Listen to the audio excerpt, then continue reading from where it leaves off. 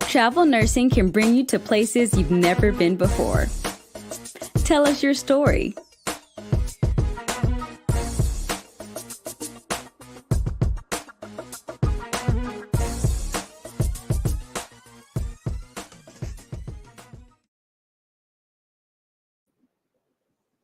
Hi, everybody. This is Rita at the Travel Nurse Channel. I must apologize that I'm a half hour late because I had difficulties with my computer. I am so sorry. But here we are, Tuesday. Happy Tuesday. And usually here between 10 and 11 on Tuesdays. And here for all those that are in the travel nurse and the travel healthcare industry. And today's topic is something I've probably broached on before, but I think it warrants, with all of the people traveling and all of the needs out there, maybe we'll touch on that, some of the local travel needs and requests that I see, that we talk about this idea of who am I when I travel somewhere? Am I just a traveler? And what does that mean?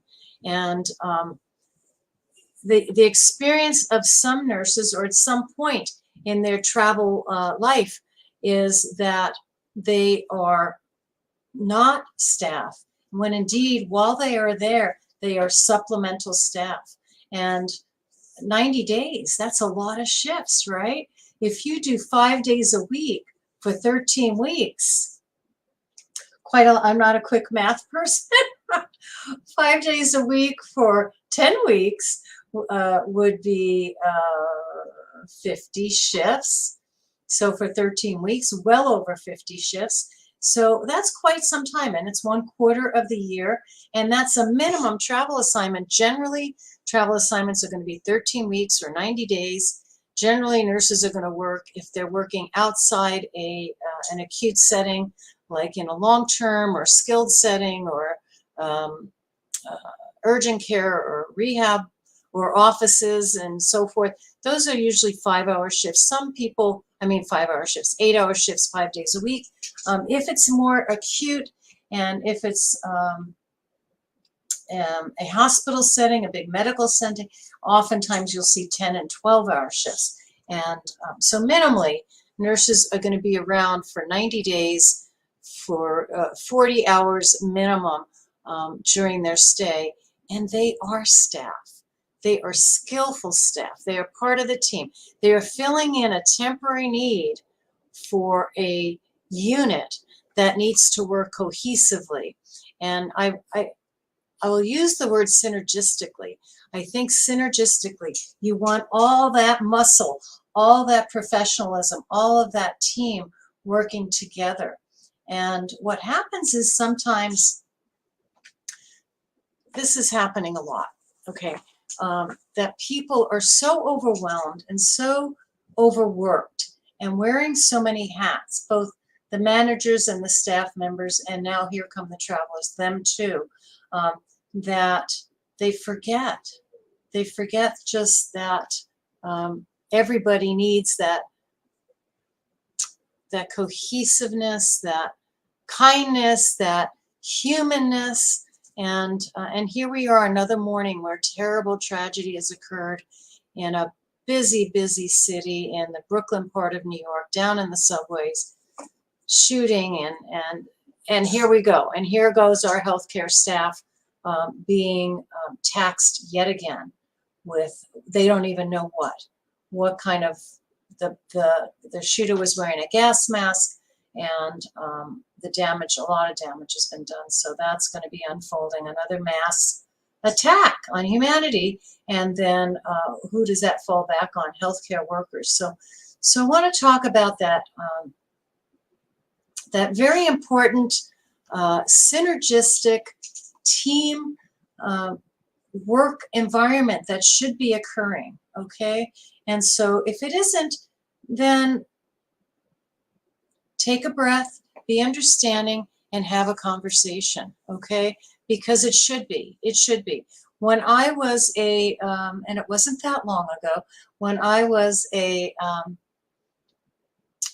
clinical nurse manager of nurses that were traveling oftentimes there would be glitches. Okay, so they would arrive and their start date, let's just say, was May 1st. And the hospital start date was May 2nd, whatever. Or maybe the nurse's start date said May 2nd and the manager thought she'd be there May 1st. So that little glitch is uncomfortable. So now the nurse has traveled and he or she is ready and eager and has their outline for what's going on. Will there be onboarding? Will there be orientation? Do they show up in a certain office? Do they go directly to the unit? And so here they come in all chipper and ready to go for their day shift or their night shift. Often orientations will happen during the day, whether you're working nights or days. And they seek out their manager, expecting them to be there to meet them at the appropriate time that was on their list. And the manager is not there because she expected them the day before, he or she. And so we're off to like a pretty big glitch. The nurse in charge, the manager in charge, he has to now reset his sales, and his staff is different on Tuesday than it was on Monday or on the 2nd versus the 1st. And so the travelers kind of walked into a little bit of an upset and maybe standing around while somebody's trying to compose themselves and get things organized for orientation or onboarding. So there's a glitch, and these things do happen. And the best thing to do is take a breath and roll with it. And if the manager cannot get that onboarding or orientation started for you, they may just say, look, I'm going to put you with one of our seasoned nurses over here in the CCU. You can follow and watch, and as soon as I can get somebody from IT in, I'll get you a code and we'll regroup, say, in 2 hours. So your nice organized schedule is out the window, and you have to have kind of a rough and tumble start because dates got mixed up. It's okay. It'll be okay. So now those things happen. Those are glitches. They will get worked out. You're seasoned enough. And if you're working with a nurse that is a team player, something's falling on my foot, so I have to fix that. You will say, there was a mix-up. I appreciate you doing this. And how would you like to spend the next 2 hours? So give that nurse a chance for them to catch their breath and let them think about how it would be most helpful. And hopefully they'll say something like, well, you know, I'm going to log in and I'm going to assess my patients. If you want to walk through with that with me, then when we get to distributing meds, I'll show you how that's done. I just need you to look away when I punch in my codes. And so you will get some orientation. You will see morning assessments. You will see some patients and what level of patients are in that particular, let's say, cardiac care unit, and where the drugs are stored and so forth. And maybe on the way to the med room or to the med cart or whatever, you might get some introductions to other staff. You may say good morning to Dr. So-and-so, to the cardiologist, to the anesthesiologist, maybe the surgical patients around. Maybe they can give you some light duty to, you know, to get some consent signs formed and so forth, something so that you feel more useful and less burdensome.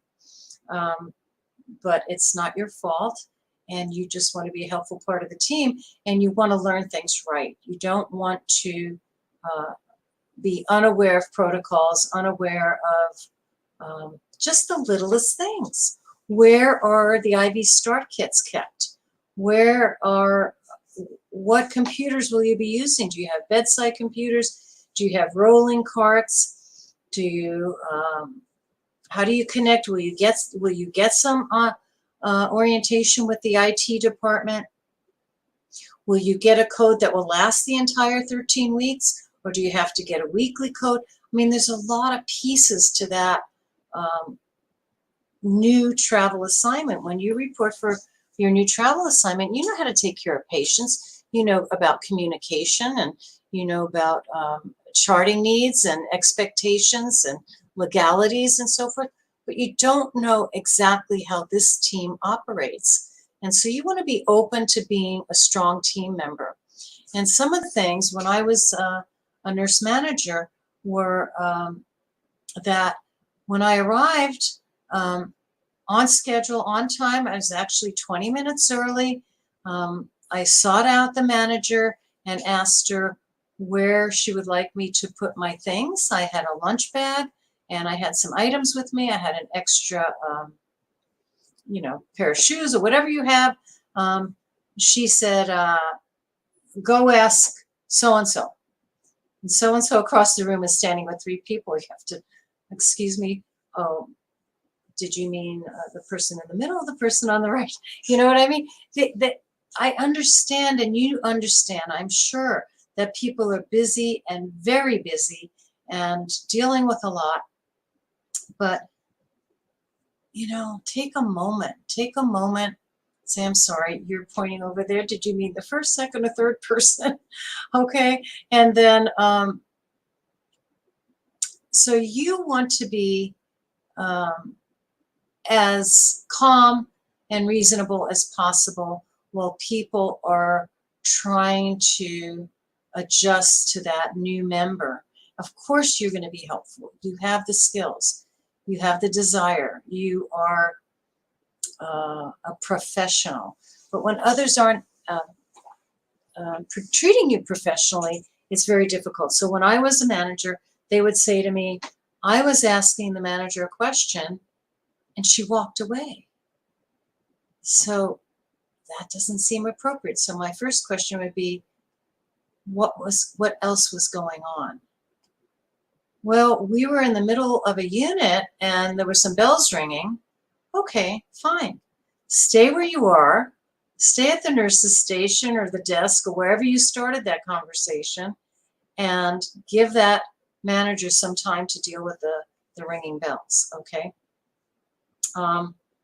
Then in my position as a nurse manager for an agency that was sending travel nurses all over the country, the nurse would say, it happened repeatedly. It happened later that day. It happened my second day on the job. So then my recommendation would be, if it's happening with the leadership, is to go to the next level of leadership. Another option is to call your recruiter and explain what's happening. Usually get put through to somebody like me, a nurse manager, and I would say, let me intervene. Let me see if you have the right nurse manager, if you're on the right unit. Maybe you have a floating assignment. Maybe you're working between CCU and ICU, or CCU and step down, or CCU, step down, and tele. But that your main manager was to be on the tele unit. Or, maybe there's some confusion at the hospital, has nothing to do with you. So let your agency, your recruiter, and your managers, if you have nurse managers at your recruitment company, do a little intercepting for you to get things to be a little bit more cohesive. If none of that is working, if they've just had bad experiences or they're just not very adept at welcoming travelers and inviting them to be the strong staff that they need for the next 90 days, then that is a discussion between the travel company and the hiring, the agency, not the agency, the hospital or the doctor's office or wherever you're being staffed. That is something for them to work out. Say, look, here's what the contract says. They're entitled to orientation. They're to be treated like staff. Introductions need to be made. Orientation needs to be made. Maybe a tour, a brief tour, or maybe hooking them up with a mentor. This is the expectation. What's the problem, et cetera, et cetera. Let people vent. Let people work it out. You don't have to do it alone. You work for a company. You're going to an establishment that maybe hasn't been using travelers for a while on certain units, or maybe they have and they've been burnt. Maybe other travelers prior to your assignment have created some havoc.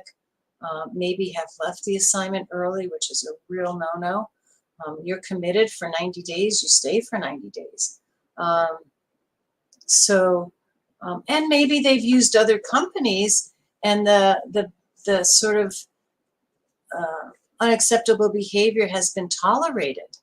And maybe it's important that you're there at that particular time to get things on a better keel.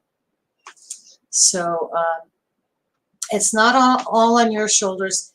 Team, there's no I in team, right? So it's gonna be the cohesiveness is going to occur when all pieces, when all persons in the team recognize they each have a responsibility. So you want to remain as calm as possible.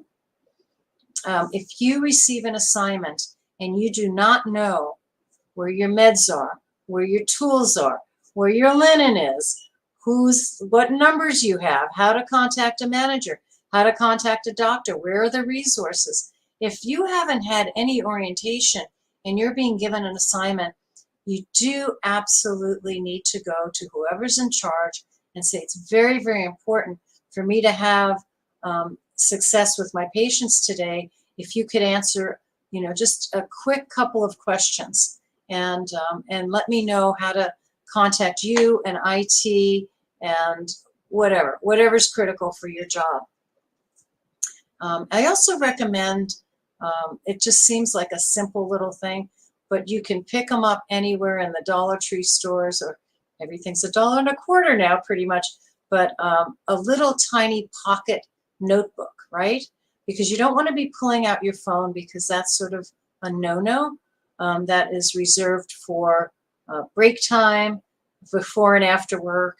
So anytime your phone comes out, people are going to assume you're using it for any inappropriate things. So don't pull out your phone. Keep it where you keep your personal items, and keep a little tiny notepad. Something about so big, a little pocket notebook, so you can jot down important numbers to IT, to maybe the scheduling office, the nurse manager, if you're afloat, who's in charge, maybe the house supervisor, somebody in charge of assignments. Really important stuff, and then you've got it in your pocket. You don't have to be pulling out your phone and getting untoward looks from other staff members. So you want to be a good, strong staff member and represent yourself and your company and your travel agency professionally. But people can't help you if you're unapproachable. So realize that as you're part of the team, you need to be approachable. So when somebody says, "Excuse me, nurse," and you're busy doing something, maybe drawing a drug, at least look up and make sure they're not talking to you, right? So if the nurse manager says, "I really don't have time, I need you to go over and talk to that person over there. There's 3 people," just get clarity about which person she wants you to talk to and let them know. The manager has sent me to you. It's my first day on the job. I need a safe place to store my items, and I really appreciate your help. So it just seems like the simplest things, right? Oh, my goodness. Excuse me. This is a live broadcast. We are live on Facebook and live on YouTube, and then we become archived. So you can tune into this particular, it's, what's the title? Travelers are valued staff. Absolutely. Travelers are valued staff. Travelers are needed staff. Travelers are temporary staff for 90 days or more, unless it's, a strike situation or a really urgent situation where you just show up for a week or a weekend. But generally, most travel assignments are going to be 13 weeks. That equals 90 days. And that's 1/4 of the year. And you're putting in 40 hours a week, times all those 13 weeks. We already talked about that's more than 60 hours a week. 60 hours of work time that you're spending with other people. So it's really, really important to work synergistically and I'm speaking from the traveler's perspective, and the recruiter and the leadership needs to really, when they work a contract out for a traveler, to be a strong member of the behind the scenes team, right? The behind the scenes team would be your recruiter, your nurse managers at the agency, and then the team is created at the assignment where you go. And I use the CCU for an example because that's an important unit. All units are important, but particularly if it's a floating nurse between an ICU and a step down, or CCU and a step down and a telemetry unit, that you're going to be dealing with a couple of different managers. Who's your most who's your first resource? Which manager is your first resource? And to get started on a good foot.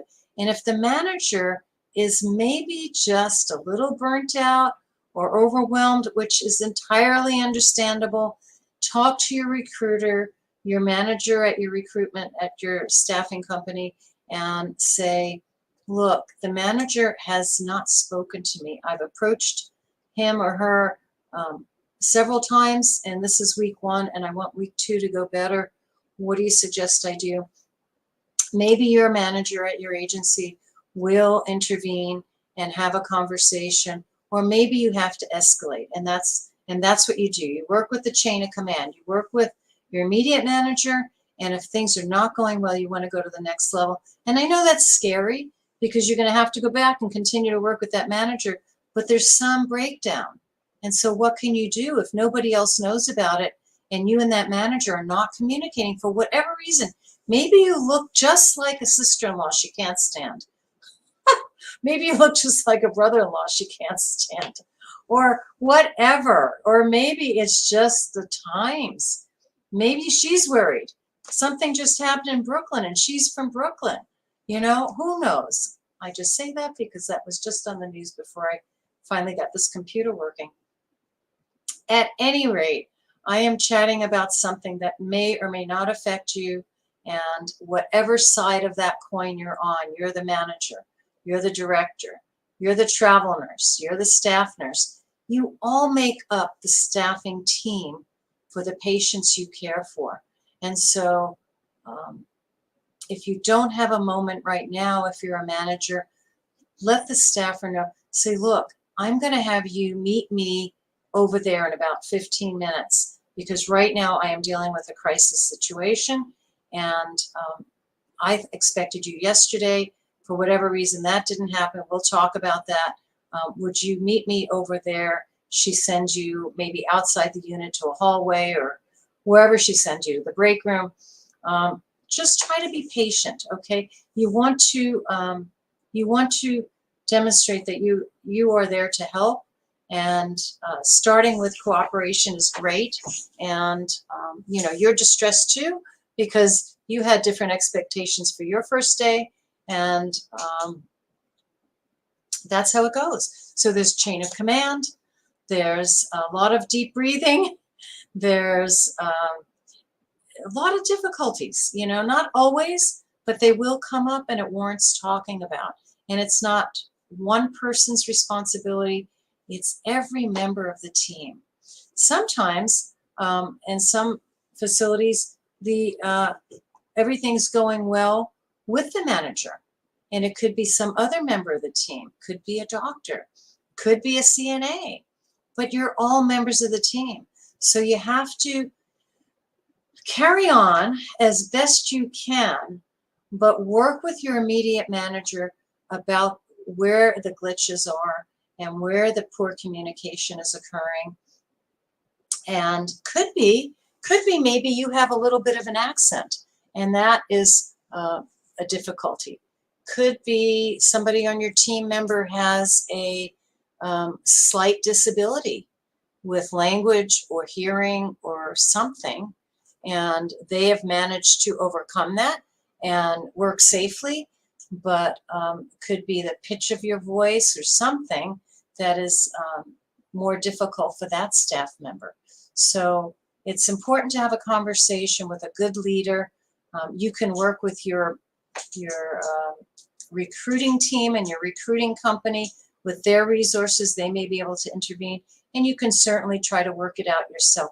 But I do suggest if the glitch is occurring with your immediate manager and they refuse to communicate with you, and I have dealt with that when I was a manager for a travel company, and the best thing to do at that point was to let that nurse complete their shift and try to get a conversation with that manager yourself and review the contract and find out why for 2 days running they did not communicate with your travel staff. So then you get two sides of the story, and then you clarify things. And if the manager's attitude is really not a good one, look, I'm just busy. They're supposed to know what they're supposed to do. You could, hear them out and say, I'm sorry. I'm sorry that it's going this way for you. However, the contract says they should have an onboarding of 4 hours. They should have 2 days of orientation. They should have a tour of the unit. They should have A, B, and C. How can we get that to happen? Because once that happens, that traveler will work more independently, but they are part of your team and should be treated as such. If you have a traveler coming in today and another traveler coming in next week, it's going to work better if the system gets ironed out before traveler number 2 arrives from my unit, from my company. So how can I help? How can I help that all happen?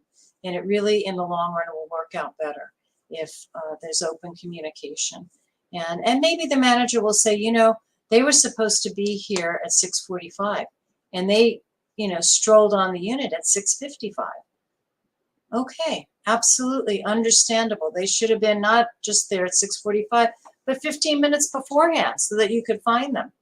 And that's why we always encourage travelers, anybody showing up for a new position, travelers, staff, whomever, to show up early, because particularly if it's a big medical center with various entrances and you have to travel to one floor to sign paperwork and another floor to find the unit and another floor to attend orientation, you need to get your bearings.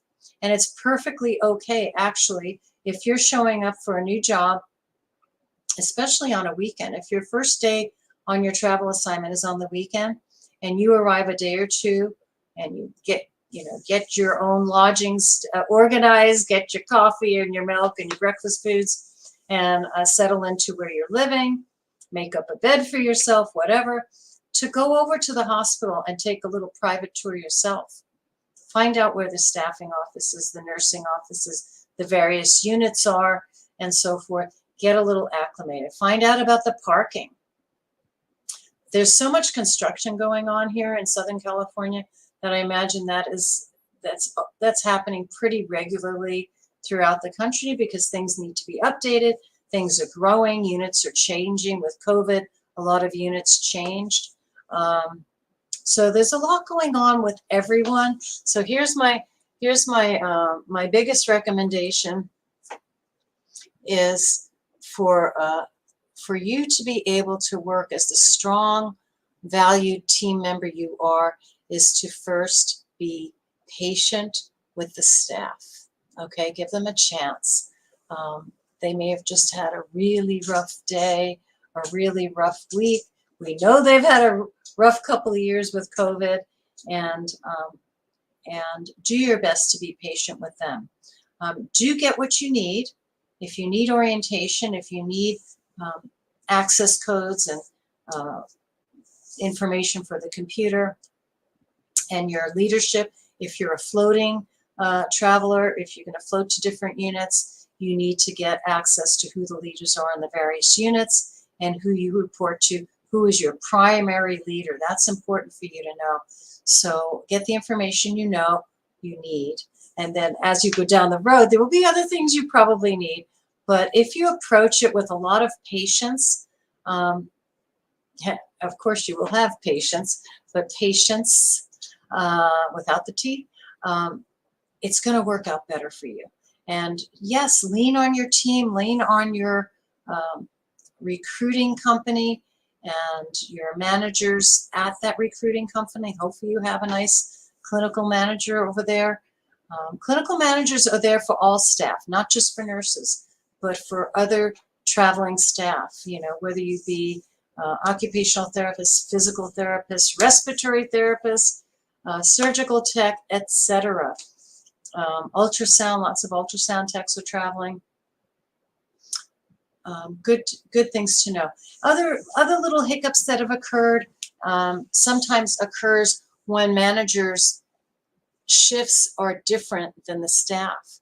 So I just recalled that of a surgical tech. No, it was a some kind of it makes me think OR. It might have been interventional, might have been ultrasound tech. An ultrasound tech or some technician that was working with OR or OR-like staff. They were on their feet for a long time. They went from one case to the next case, and they were supposed to break after the second case, and the managers changed while they were in the second case. And so they went out to take a break, and the oncoming manager came to find them and said, "Where have you been?" And they said, "I was just in the restroom. I just did 2 cases." "Well, I've been looking for you for 10 minutes. And she said, "Well, I went to the restroom because I was about to take my lunch." "No, you can't. Dr. So-and-so is waiting." So that's truly, truly uncomfortable. And when that, let's just say ultrasound tech, I can't remember what kind of staff member it was that was traveling with my company, and I was the clinical manager. I get the call. Now she's finished 3 cases, and she went, "This is my second day on the job, and they're running me ragged. The manager wasn't available. Somebody else was yelling at me. I don't understand. I don't think I want to be here." You really did have a hard time. That person that I recall was really having a hard time. And I said, "I am so sorry. Are you able to take a break now?" "Yes, but it's been almost 5 hours. I'm so sorry. I'm so sorry. Go ahead and take your break, and I will check in, and I will get back to you. Give me some time. If you don't hear from me tonight, you'll hear from me first thing in the morning. What time are you going to work?" and so forth. So you set up your next appointment with your very distressed staff member, and then you go back to the facility where they're working and find out where the wrench got thrown in, where the miscommunication occurred, and see if you can't gain some understanding.